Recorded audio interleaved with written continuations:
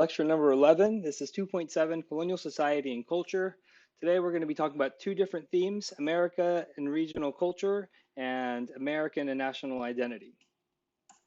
Our first learning objective is explain how and why the movement of a variety of people and ideas across the Atlantic contributed to the development of American culture over time.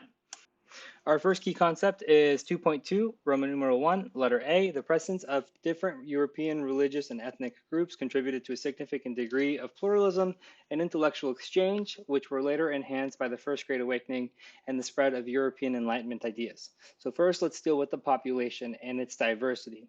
The largest percentages of non-English and non-natives in the colonies were enslaved Africans, and then after them was Germans, and then after them were Scots-Irish. So the Germans and the Scots-Irish that were the free populations that were non-native and non-English brought that diversity to the colonies. We do have the development of print culture. While there are not many printing presses, there are some writings that everyone around the colonies is familiar with. The most famous one being Benjamin Franklin's Poor Richard's Almanac. And so this was a book of information that was reprinted every year, or a new edition was reprinted every year. And Benjamin Franklin would often include witty sayings or remarks as part of the information contained in the almanac. We also see the freedom of the press expand during this time period. The Zenger trial covered the issue of libel in newspapers, and Peter Zenger, the publisher of the New York Daily Weekly Journal, had published something that was critical of a royal governor that had been appointed to the colonies and was accused of printing libel because the things that he printed were making the governor look bad. And when this came to a judge, the judge said that it's not libel if whatever the publisher is printing is true. And so therefore, it opened up a Pandora's box of newspapers being able to criticize colonial governments and the royal governors. As far as art and architecture, we are still seeing a lot of European styles. John Singleton Copley and Benjamin West are going to be the most renowned artists during this time period, but they're really going to be remembered for the scenes of the American Revolution that they will paint.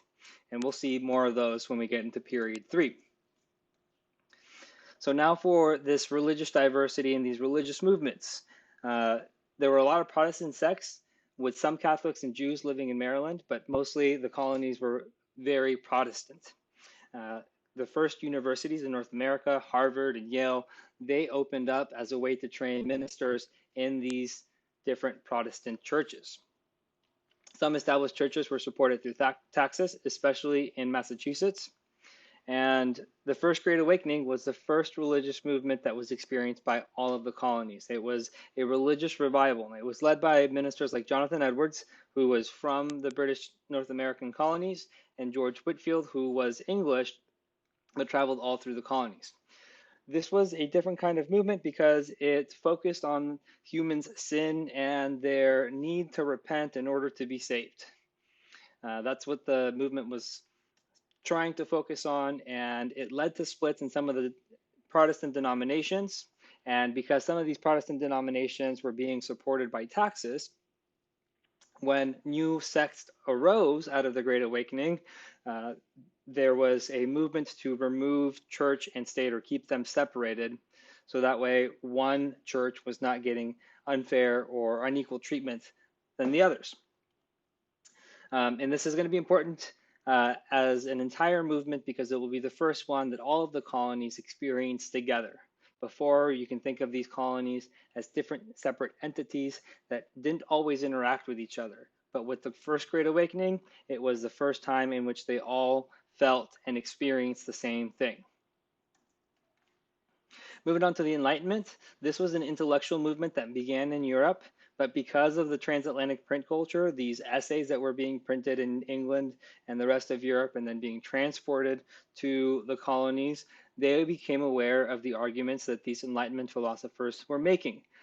One of the most important is John Locke. He was an English philosopher and he wrote the 2 treatises of government, which focused on self-government and natural law. So these are going to resonate a lot with the founding fathers in the next historical period.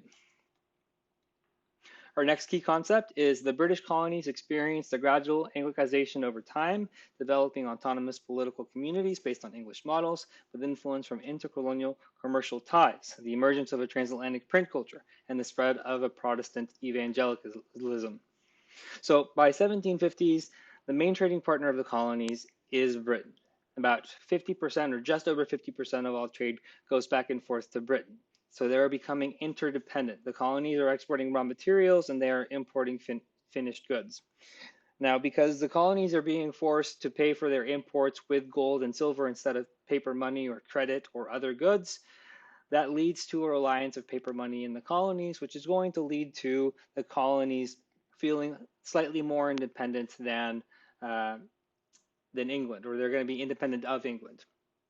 However, this interdependence and communication between the English colonies and England leads to the colonies adopting a more English identity. The majority of them already were English, but even those that were coming from Central Europe or from Western Europe, they are still identifying more with the English. Now, for these autonomous political communities, they are based on English models. So a legislature that was found in every colony could be compared to the parliament that was found in England. We've talked about town meetings in New England and how that gave them further autonomy. And then also voting rates in the colonies were much higher than voting rates in England, because even though they excluded everyone who was not a white landowning male, because of the availability of land, there was a higher participation rate. So Anglicization means that the colonies are becoming more British. And one of the things that led to the colonies becoming more British were wars against French and other European powers that the colonists also experienced in North America. So these territorial disputes that reached North America include King William's War, Queen Anne's War, and King George's War later on, which we fought over the Northeastern Territory and the areas that you see labeled as Newfoundland and Acadia on the map here in the top right. The second learning objective in this topic is explain how and why the different goals and interests of European leaders and colonists affected how they viewed themselves and their relationship with Britain. The first key concept in this learning objective is the goals and interests of European leaders and colonists at times diverged, leading to a growing mistrust on both sides of the Atlantic. Colonists, especially in British North America, expressed dissatisfaction over issues including territorial settlements, frontier defense, self-rule, and trade. So let's talk about the territorial settlements and frontier defense. So there were colonists that were eager to keep moving west as land was beginning to fill up. But because moving west was going to lead to more land disputes with natives and other European powers and possibly more wars, like we talked about with Queen Anne's War, Britain was in favor of restricting that expansion. When it comes to self-rule and trade, the colonies preferred to be left alone. They preferred that era of salutary neglect. And any time in which Britain tried to implement more direct rule, like they did with the Dominion of New England, or when they tried to enforce the Navigation Acts, it usually led to problems. Our next key concept is 2.2, Roman numeral 1, letter D. Colonist resistance to imperial control drew on local experiences of self-government, evolving ideas of liberty, the political thought of the Enlightenment, greater religious independence and diversity, and an ideology critical of perceived corruption in the imperial system. So some of the resistance that we see here was shown through the popularly elected legislatures exercising the checks and balances that they had over the royally appointed governors, like withholding their salary. So that was a way for the colonies to show that they were dominant in these systems, that they were not going to just do whatever the English appointed governors were going to tell them to do. Even in periods of direct control, colonists continued to smuggle goods against the mercantilist policies that England was trying to implement. And the freedom of the press, as we explained earlier through the Zenger trial, had been expanded in the colonies, and now newspapers like the New York Weekly Journal were able to criticize royal officials. All right, and finally, for the recap on what you need to remember, the First Great Awakening and the Enlightenment in the colonies, you need to know how they started, where they came from, and why they're important. The autonomous political communities, that's the colonial legislatures that are based on the English models. The transatlantic print culture, the reasons for the rift between the colonies and Britain, and then also the colonist form of resistance from direct control from the British. All right, that is it for number 11. We have one more lecture for periods 2, that's number 12, and I will see you then.